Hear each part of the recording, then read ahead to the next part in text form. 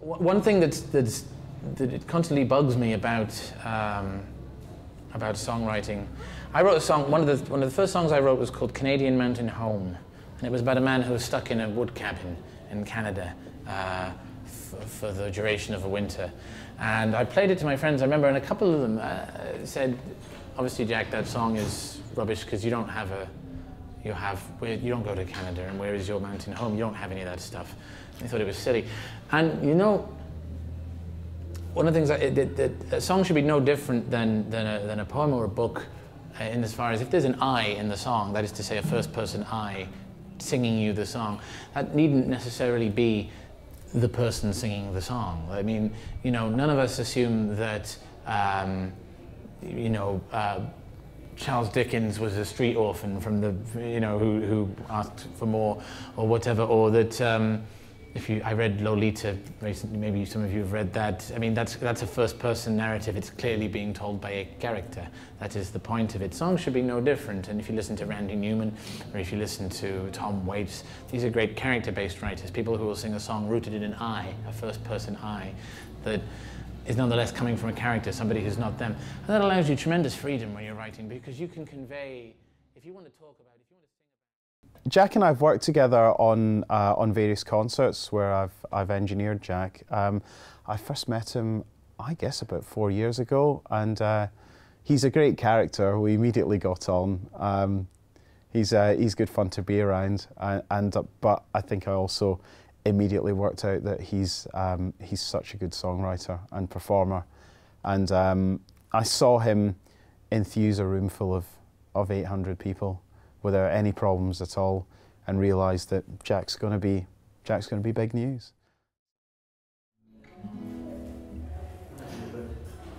Yeah, we're rolling. You've all met Maya and Z, by the way, at this point, yes? Intrepid camera crew? Good. Glad to see you're all with me on that. Fantastic. This is Z and this is Maya. They are, you will have noticed, the keen of eye amongst you will have noticed that they have been filming everything that's been going on. Don't worry about that. It'll just end up on the Shrewsbury Folk Festival website and various MI5 files. Most of what I do is original material, but definitely drawing on, I think, a folk spirit or a folk aesthetic, which is something I'll talk about as we go along. So here's a song I wrote about the northwest of Ireland, just to kick things off. This is a song called Donagle.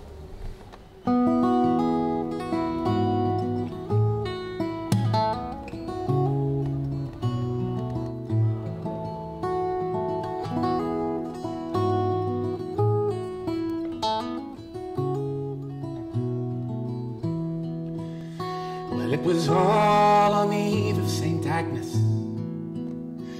and you were touched by the fading day's sun, and all the boys at the port called you Ma. Oh, for the way it did run, and your labours were lithe as you danced about the harbour. You gave me your kindness and all, and you were gone before the moon reached the top of its ladder, back to your fair Donagle. How have you found Jack as a tutor? It's really good. I love listening to his songs, so I think that's one of the great things when you can just sit and just hear him singing, and it's great. But he's some good advice and also a little bit of confidence building as well, which I think is quite good. And can you tell me more about your own personal approach to songwriting? It's kind and of why you decided folk music in particular? I think folk is just because I'm very lyrical, and I think that folk and lyrical go quite hand in hand. And I don't actually know how I write. I just kind of start thinking of words and then hope that they kind of come together, and for some reason they generally do. So these are kind of the decisions you think about, I think, when you're sitting down to write something. Where am I going to put my, once I've located what it is that I'm trying to do, and you can locate that as you go along. Writing will tell you what it is that you're talking about. How am I going to convey? Does anyone else, by the way, at this stage, I've sung and played a lot, have anything they want to bring to us and we can talk about at all? Well, I was pointing at both of you, I guess, but Who wants to go first? Don't you know. I think what you're talking about, sort of the whole bridge and chorus thing, sometimes I can't always tell what's the bridge and what's the chorus. Right. And that's sometimes for me. I'm not really much of a guitarist at all, so the actual melody I sometimes struggle with, and I sometimes find that things are a bit too simplistic. And it works for a little while, but then after a while there's a point where simplicity gets a bit boring, and that's where I sometimes struggle with. Okay. Do you have an example of something that you're trying to write? Yeah, I've got something that's quite new, so I might not be 100% at it, but... No, that's fine. No, that's fine. We'd love to hear it. I say I'm not much for guitar, so... I'm taking a bow, put on quite a show. I believed you for minutes and years. I'm an old foolish soul. Would you mind sitting down? You're blocking the view. I wanna see how she runs through the door, and I'll look back at you. Silence, silence,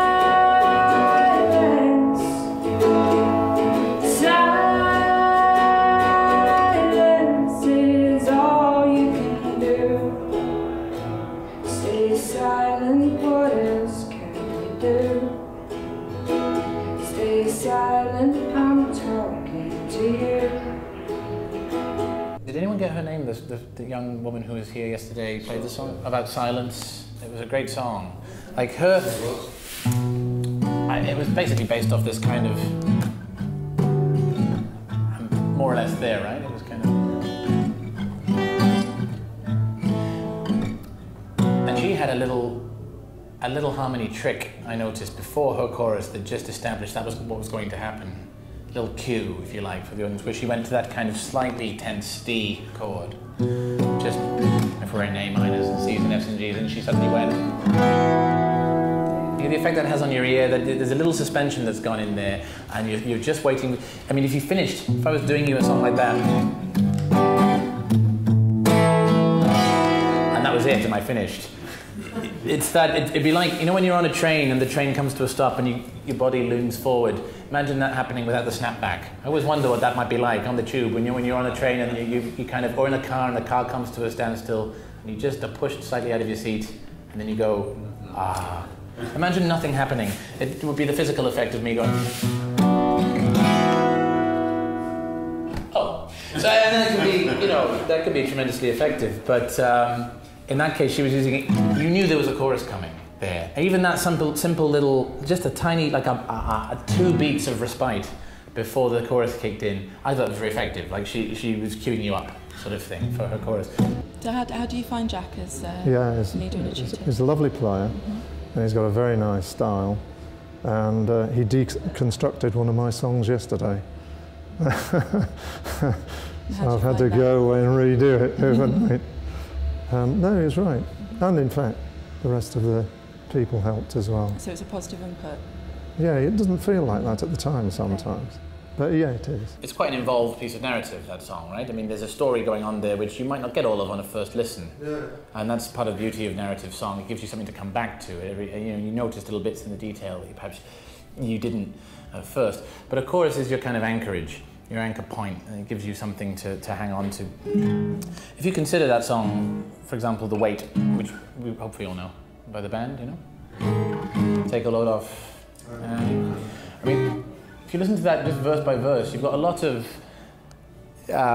swirling, almost kind of mystical imagery going on, which is hard to apprehend in one sitting, and that's part of the endurance of that song. So let's just take it without the chorus. You know, you have... I pulled into Nazareth, was feeling about 5:30 dead. I just need some place where I can lay my head. Hey, mister, can you tell me where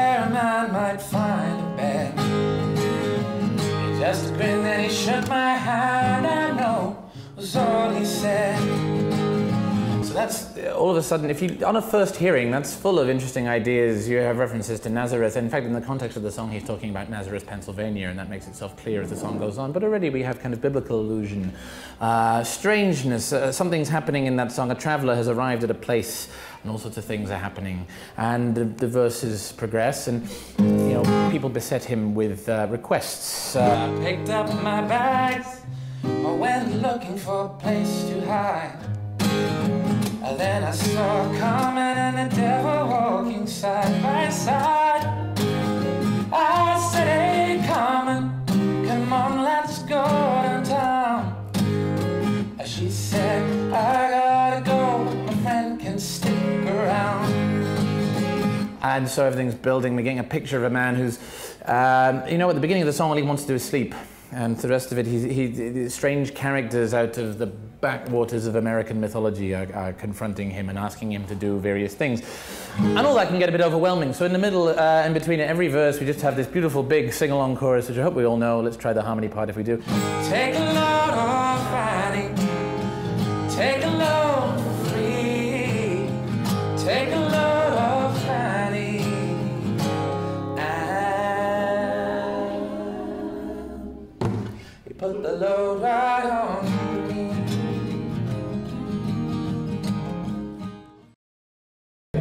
I'm from Germany originally, but I live in North Yorkshire now, in Catterick. And how do you feel that the folk song event has helped you in terms of your approach to your songwriting? It's just very interesting to hear how different people go about it, what sort of approaches they use and what they do when they get stuck with a song, and that's always something that's worth trying, because everybody starts in a different place and different techniques and so on, yeah. And how do you feel about folk music? What I like are people like Jack, like singer-songwriters who, what I like is this sort of minimalist approach about it, that they're able to, just with a guitar and their voice, to hold an entire audience absolutely spellbound.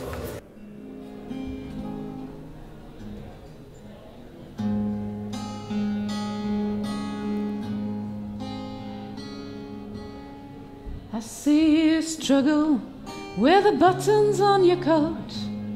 You're trying once and twice, but each time it's in vain. When I was small, I watched in awe. You sawed on thousands, maybe more. But now the buttons, they elude you like my name.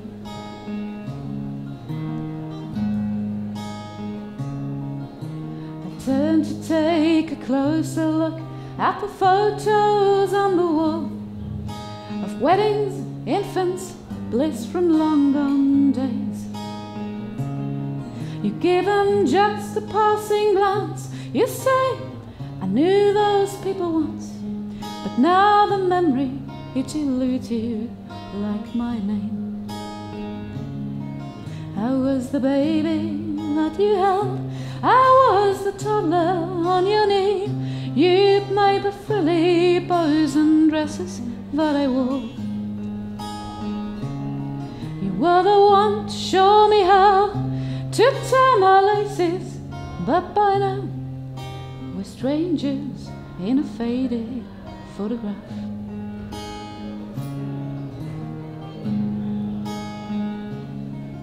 As I turn to you to help you with the buttons on your coat, it strikes me what you faced since you were young. All that sorrow in your life, your brother lost in 45, and your love of 60 years has just passed on.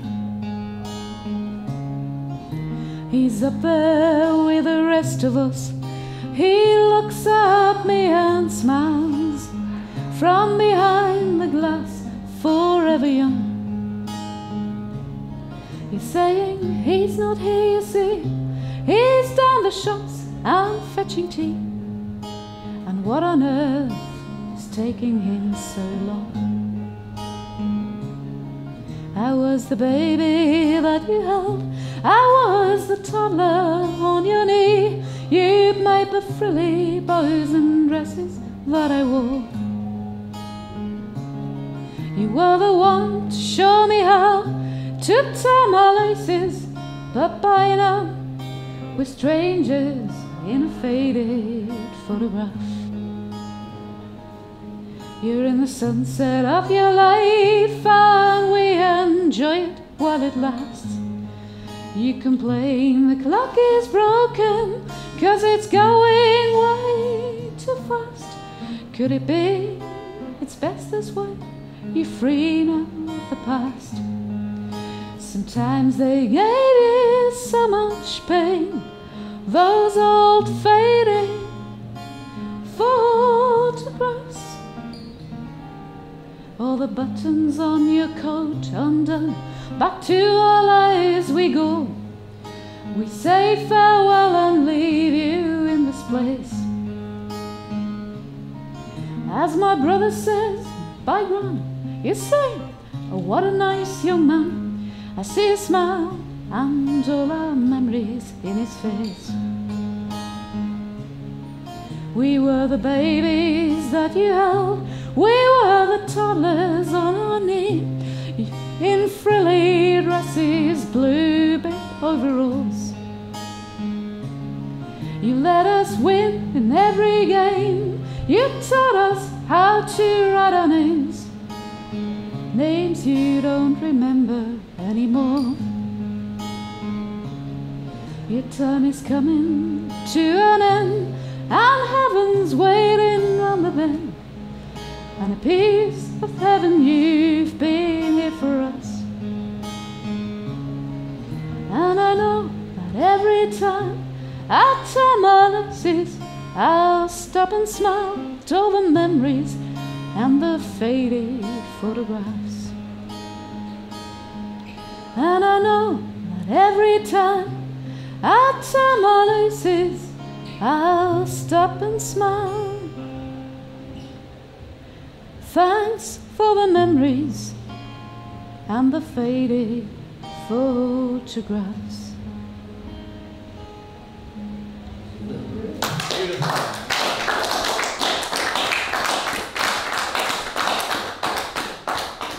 Thank you for that. We love that. Yes, I was just going to say one. We want to know, how can you sing a song like that and hold it together? Funny? How can you sing a song like that and hold it together? Emotionally. It's difficult sometimes. But it's just, yes, I don't know, I have moments where it was really difficult to sing it. Yeah. So I don't like to sing too often, actually. Yeah. Does it get easier the more you do it, do you think? Yeah, that's the point, because I don't really want it to get easier. I don't want to lose a connection to it, you know. But at the same time, I'm glad I've done it, because it's led to a lot of really interesting conversations. Because afterwards, people come up to you that you don't even know and share their story about dementia, and that's been so touching. I'm really glad I wrote the song, although it's like you said, it's sometimes really difficult to open yourself up in that way. But I thought that's probably a lot of people are going through, and so there's one problem I've got with that song. Actually, what was really nice was that somebody came up to me once and said, "You would love to sing it. Problem is he can't, because he's a guy and he can't sing about frilly bows and dresses." So sure, okay. So but the problem was I thought about rewriting it, but I decided not to, because that was such a vital part. Because my grandma was a seamstress, and that was such a vital part of her. Just as an aside, the stuff they dressed me in was absolutely outrageous. But I've got to be really careful not to sing silly bows and dresses, because it's just but anyway, and I thought of making up an alternative version, so to speak, like a male version, something about shirts and collars, or I don't know. So I mean, you could do that for sure, and it would fit the. But again, you know, I think the song could be sung by a man inhabiting a female character. Just that's the way to do it. Again, you know, folk song is full of that. House of the Rising Sun is a woman's song. I mean, the Animals and Lead Belly sang. I mean, but it's about a woman, that song. I mean, it's about a... There are lots of female folk singers that sing about marrying marrying women and stuff, don't they? Yeah. I mean, just kind of, just take on that role. Yeah. It's not the wrong fellas, right? It's nice. It just might lead to smirks from the audience, like, you know, imagining them dressing up in boys and dresses. That's. I think by the time that line comes around, any audience into it would know that it wasn't a joke, and that they would know what was going on, and they'd simply sort of. Yeah. I think the song is whole and cohesive enough that an audience would simply say, "Oh, he's a female character. He's being a woman in this song, effectively," which isn't, you know, amusing or you know, a silly thing. That's the way it goes. I mean, I think it's a beautiful song. One thing I think it does very well, and is a good example of in writing, is it's a beautiful metaphor underpinning that song. The use of buttons, I thought, specifically. Yeah. There was a line at the beginning about how it's sewing countless buttons when you were younger, but now buttons they evade you like my name? Yeah, they elude you. Yeah. Elude you. It's just that with dementia, everything that was sort of very often happens that everything that was sort of very characteristic about that person, it just goes away. And there was something I thought that is really ironic, that now she can't. She's sewed on probably tens of thousands of buttons in her life, but now she can't. You know, she can't even close her coat anymore because. Terrible irony, and that to me was kind of the metaphorical centre of the song, in a sense. A bit long, that's the problem. I don't think so. I think we were all on the journey with you there. 6 minutes or something, and. You're at a folk festival. Some songs are going.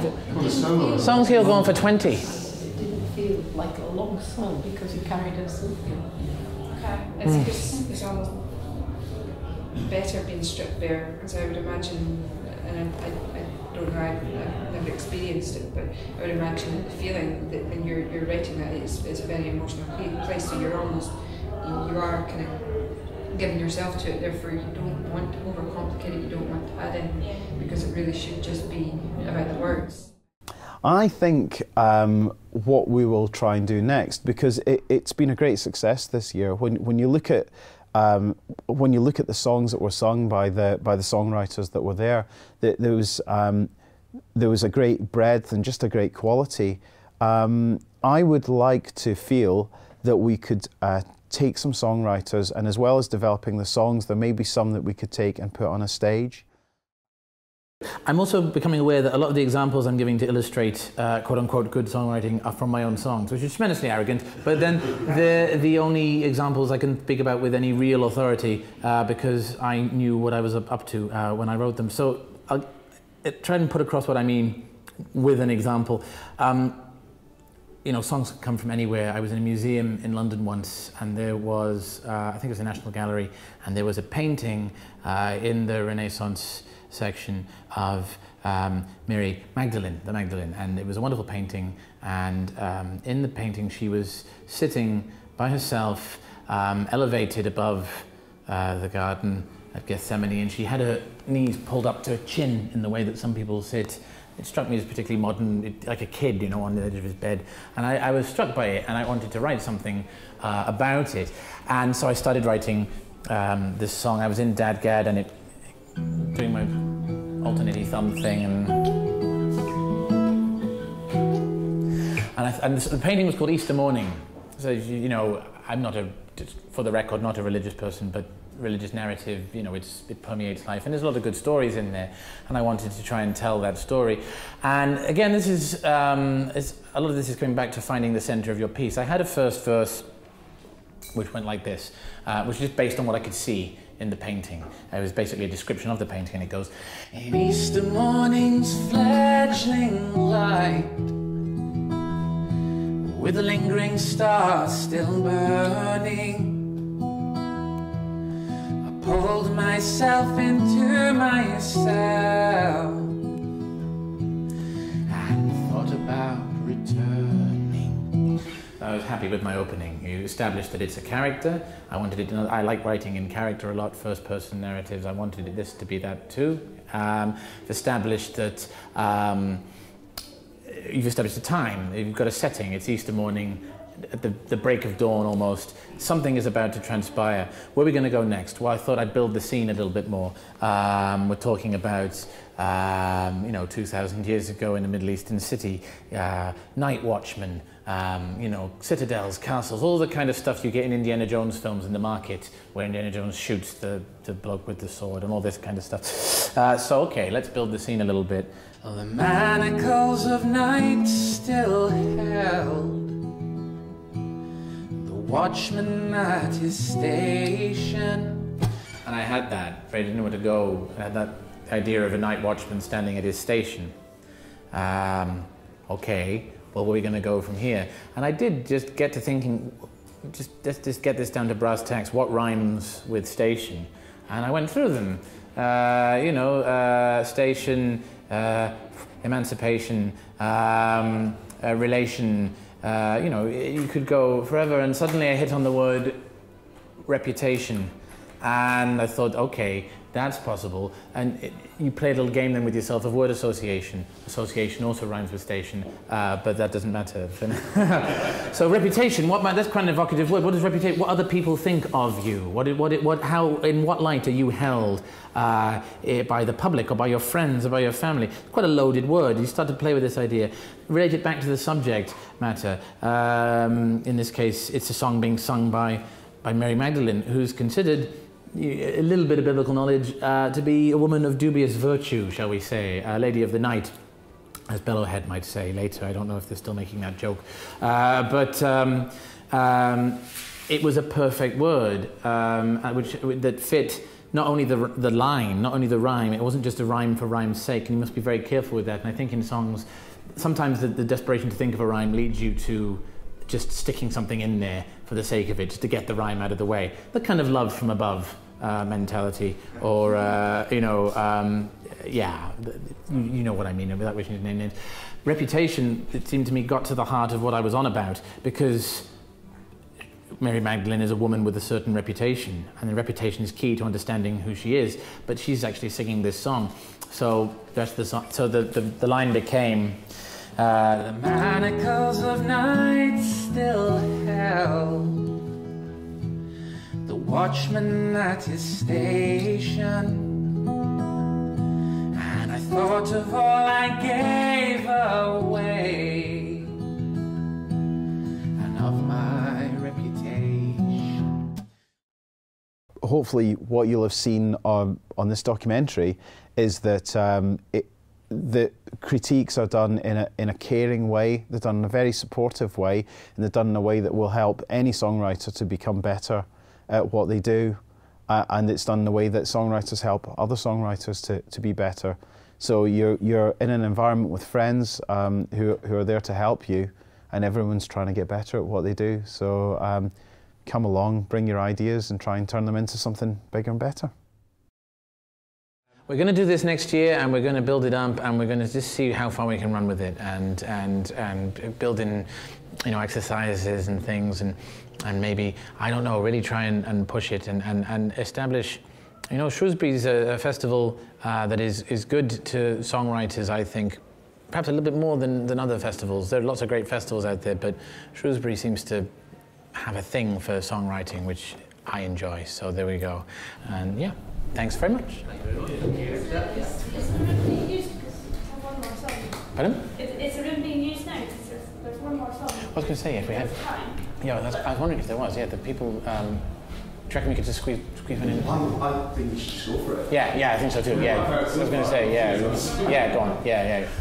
I was intimidated by the people standing in the background.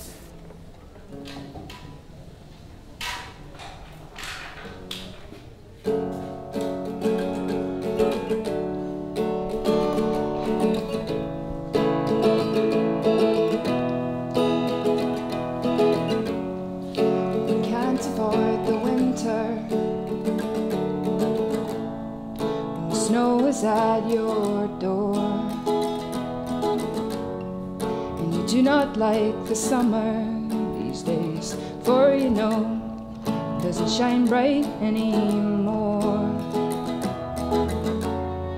And you wait until leaves fall, soft and golden on the floor. floor.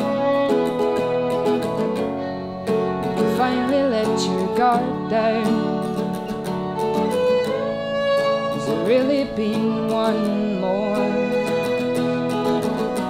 And the laddie comes home, he knows he will find the arms of his mother. The laddie comes home, he knows he will find the arms of his mother, and too soon he'll go again. Too soon he'll go again.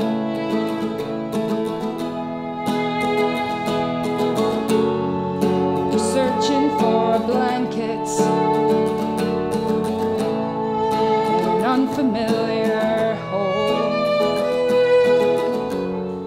You think you'd rather shiver today, for you know there are feelings in the cold. We both write songs, Jim more so than me, and it's always useful to have feedback from other people and gain ideas, because you tend to get far too close to your own songs and can't see them objectively. Any tears escaping through your soul? It's just always been a part of my life. My parents, they are great fans of the Dubliners, and they used to take me along to the concerts in Germany. The Dubliners were quite big in Germany, and so it's been, yeah, one of my childhood memories basically. And yeah, it's just a very, very personal kind of music, I'd say. Too soon he'll go again. Too soon he'll... Well, I actually come to it through blues and R&B and that sort of side, but you see some fantastic musicians who play in the folk circuits, and I know some people who play, so it's just very interesting to see. I'm always interested in guitars.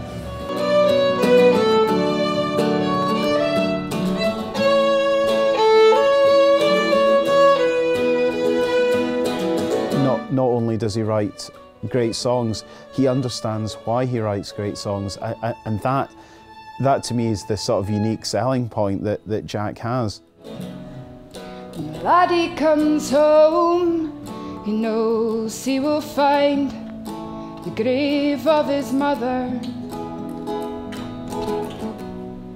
When the laddie comes home, he knows he will find the grave of his mother. Too soon he'll go again. Too soon he'll go again. But he'll be back next autumn.